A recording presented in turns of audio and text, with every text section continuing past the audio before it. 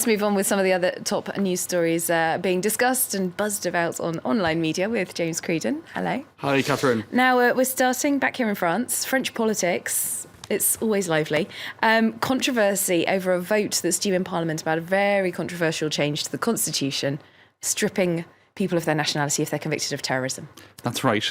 Speaking of goats, I'm not sure we can make that link. But anyway, 441 French MPs decided not to vote in this very controversial amendment to the French Constitution. Oh, yes, not the nationality one. That's a different one that was voted yesterday. So there's a series of amendments. It's kind of tough to follow. I've been kind of trying to get my head around it myself, but there are a series of controversial amendments to the Constitution. And yesterday there was a vote to amend the Constitution to allow for the process of declaring a state of national emergency, as was declared after the attacks last November, to be enshrined in the Constitution. In other words, that process will be easier. It can be done without any constitutional sort of contradictions, if you like.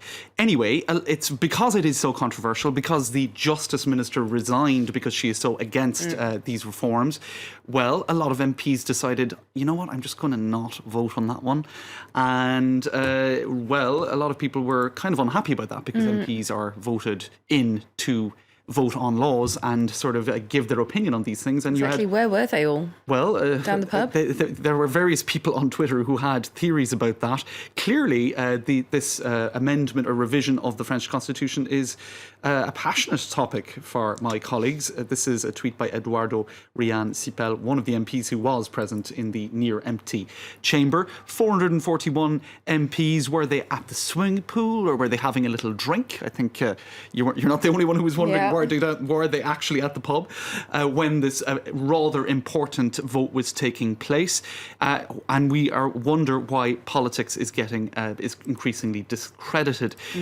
This journalist for Le Monde, Thomas Vider, is talking about the BFMisation. Now, that's rolling news channels, how MPs are sort of increasingly making themselves visible in front of rolling news channels in order to appear visible to the voters. But not actually turning up for the votes. That's exactly the point he's making. He's saying, you'll find them no problem if there's a TV camera around, but maybe less easy to find them if there's an important vote. So you can see that really there was a huge amount of criticism of this, with Alexis Corbière tweeting here saying this really illustrates the decomposition of the Fifth Republic. In other words, MPs not turning up for an important vote is a very worrying thing. Edward Snowden tweeted about it in French from Moscow. Abandoning a free society out of fear of terrorism is the one sure means of being beaten by it. Being defeated by terrorism. So he's talking less about the absenteeism, and more about the broader constitutional reforms, which were sparked, of course, by the terror attacks. So Edward Snowden getting in on the game there. Indeed. Well, staying with French politics, there's a lot of speculation around that there's going to be a cabinet reshuffle this week. That's right. In fact, a lot of speculation, and all of the news media have been sort of getting in on that speculation. Just to quickly show you one tweet: Manuel Valls, the Prime Minister, cancelling a trip to Germany on Friday. François Hollande, the President, abandoning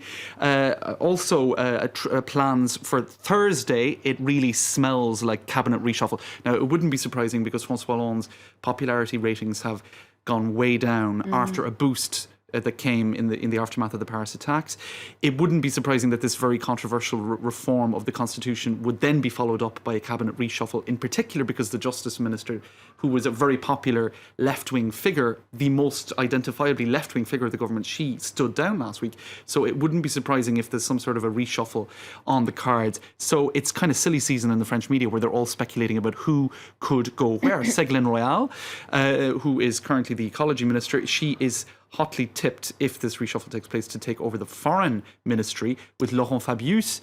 It's suspected that he will go to the Constitutional Council, which is kind of a gilded retirement, if you like. He's taking care of so many very important dossiers at the moment, though, isn't he? So it's going to be Syria and all sorts of things. That's right. So it'll be a tough one to hand over, but Ségolène Royal is hotly tipped to perhaps get that gig. Martine Aubry, who is also very much identifiably a figure of the left. Now, François Hollande, with these very right-wing reforms, is at risk of losing a lot of support from the traditional left-wing base.